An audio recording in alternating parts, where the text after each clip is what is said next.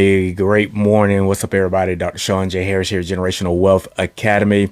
Listen, I wanted to come on my personal page today just to get a further reach. Typically, I do these type of videos in my private Facebook group, Generational Wealth Academy. But I had a message I wanted to kind of put out today to resonate to a further audience. And I want to talk about humble beginnings and just kind of going from a scarcity mentality to a abundance mentality, because I think that holds a lot of people back in life when you maintain, or when we maintain, scarcity mentalities. Now, my family and I, we do very well financially now, but it wasn't always like that. And inside, it's like a internal thing, or I don't know, it might be even imprinted on my DNA, that you never forget where you came from. You never forget certain things.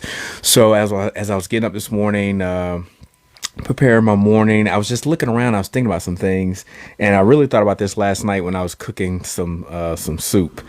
And back in the day, I would get like a Tupperware container like this, and as I was finishing the soup off last night, I immediately reached over to the sink to get ready to toss this in the sink. And the reason why is because growing up, this was considered Tupperware. Anytime you had a butter container, any kind of plastic container like that, you would wash it, save it, and it now becomes Tupperware instead of being able to buy a whole set of Tupperware back in the day. Even to this day, I still have some of those thoughts that still come into my mind many years later, even though I did okay financially. I was in the bathroom this morning and I realized this little bitty little bar of soap. Now, typically you need to throw this thing away, but again, it's just kind of imprinted on my DNA sometimes to never forget. And I still save the soap all the way down. I have like 2 or 3 of these on the side of the sink and just kind of mush them together sometimes. Same thing with deodorant. I'm sure a lot of you guys have been there where the deodorant runs all the way down. You can see the little circles, the blue circles on top. But today I don't have to do that. I have plenty of deodorant. I remember cutting mouthwash.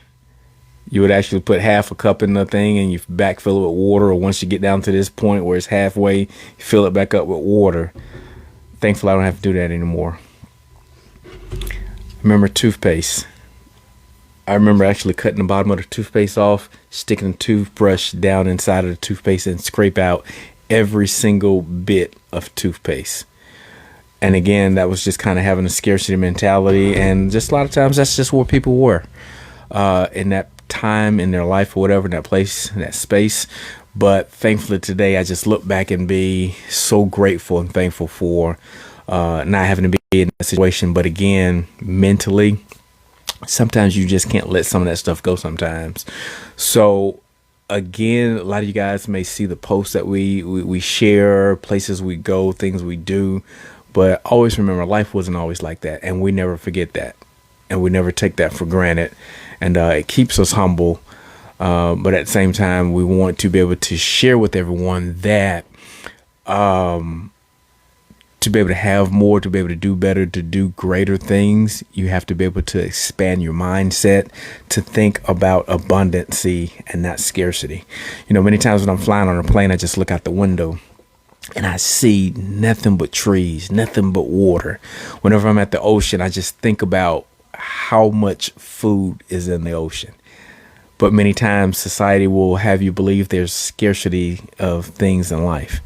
There's never a scarcity of food. There's never a scarcity of water. There's never a scarcity of toilet paper, trees, anything like that. There is way more than enough of everything on this planet. That includes money. So I want you to stretch your mind. It's like a rubber band. If I take a rubber band and I stretch it, it may go back, but it never goes back to its original dimension. So the same thing with our minds. Once your mind is stretched, it can never go back. You can never unseen the things that you've seen.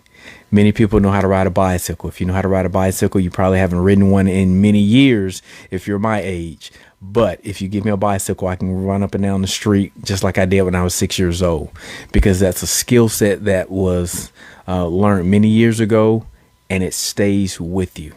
So the same thing, we have to unlearn some things that we've learned and reapply new applications or thought processes. So I want to close on this. Many times people say, well, sometimes people who are successful are brainwashed or whatever. Here's the secret. Everybody is brainwashed. We just choose the type of soap we use. See, it's up to you to clean your mind, to re-establish new thought processes in the way you think, the way your mindset. So everyone is brainwashed to a degree. You just have to determine what type of soap you're using. All right, guys, make impact and make money while doing it.